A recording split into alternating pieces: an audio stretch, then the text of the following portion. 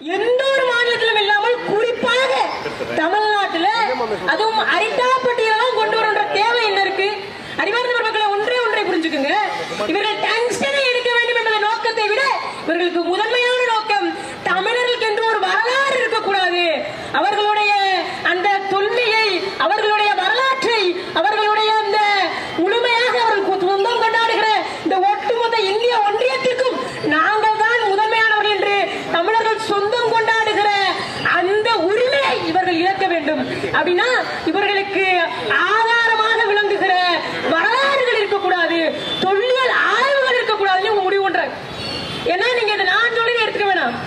மத்திய சுரங்கத்துறை ஒரு கீழ்ச்சில ஒரு பதிவு போடுறாங்க, ட்விட்டர்ல ஒரு பதிவு போடுறாங்க. அந்த பதிவுல கலாச்சாரத்தை பாதுகாப்பதற்கு, பாரம்பரியத்தை பாதுகாப்பதற்கு ஐயா நீ கேட்கிறது டங்ஸ்டன், இரும்பை விட அது மிக கனமுள்ள ஒரு உலோகம்.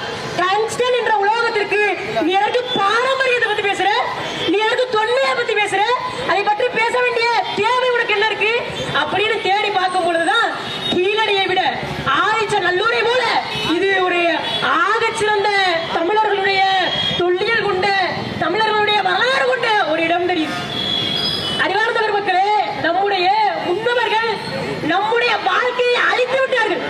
ஏமாளித்தனத்தால், அவர்களுடைய அறியாமையினால், அவர்களுடைய பேராசையினால் நம்முடைய வாழ்க்கையை அழிச்சிட்டாங்க.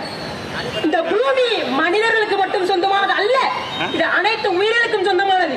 ஆனால் மனிதன் மட்டும்தான் ஏதோ இந்த பூமியின் எஜமானர்கள் போல, இயற்கையின் எஜமானர்கள் போல வாழ்ந்துட்டு இருக்க.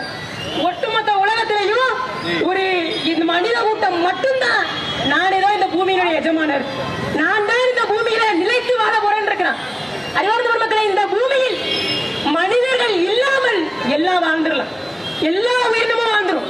ஆனால் எந்த உயிரினம் இல்லாமலும் மனிதனால் வாழ முடியாது. அப்படி மிக முக்கியமானது இயற்கை வளம் தான்.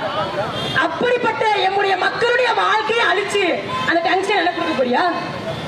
அந்த டங்ஸ்டன் என்ன கொடுக்க போறியா? ஒரு தனியார் நிறுவனம் வெளிநாடுகளுக்கு ஏற்றுமதி செய்வதற்கு எதற்காக என் மக்கள், எதற்காக என் மக்கள் சாகும்?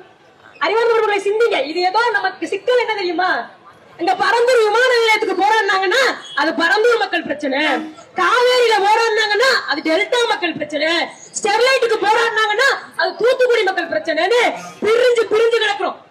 கூடி காக்க வேண்டிய மக்கள் பிரிந்து கிடக்கிறதுனால, பிரிந்து மக்களை பிரித்து பிளவுவாத அரசியல் செய்கிற மக்கள் ஈஸியா மக்களுடைய வளத்தை எடுத்துட்டு போயிடறான், இயற்கையை அழிச்சுட்டு போயிடறான். அறிவார்ந்தவர் மக்களை சிந்திங்க. உங்களுக்கு ஒரே வாய்ப்பு தான். நீங்க இந்த பூமியில வாழணும்னா, இந்த பூமியில வாழணும்னா பூமி தாய் சுகமாக வாழணும், நலமாக வாழணும். அவளை அழிச்சிட்டு இங்க யாரும் வாழ முடியாது. அதற்காக போராடுங்க. நாம் தமிழர் கட்சி பிள்ளைகள் சட்டமன்றத்தில் தீர்மானம் ஏற்றப்பட்ட பிறகு, சட்டமன்றத்தில் நாங்க தான் தீர்மானம் கொண்டு வந்துட்டோமே, பிறகு எதற்கு போராடுறீங்கன்னு சில இன்டெலக்சுவல்ஸ் கேள்வி கேட்கிறாங்க. அறிவார்ந்தவர் மக்களே, உங்களுடைய தீர்மானத்தை பத்தி உங்களுக்கு தெரியாதா? நீட்டு விலக்குன்னு தீர்மானம் போட்டீங்க, என்னானது?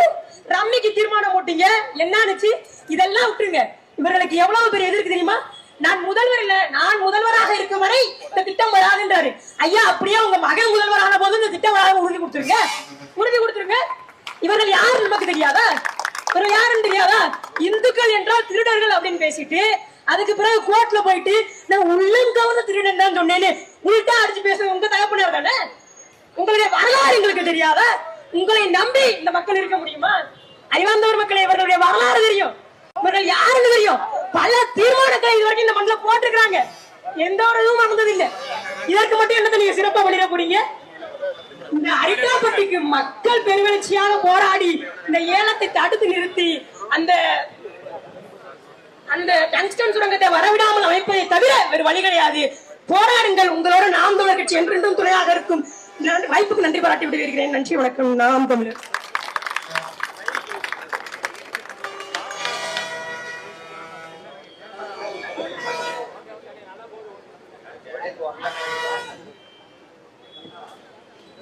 மகளிர் பாசறை மாநில ஒருங்கிணைப்பாளர் அக்கா சத்யாதேவி.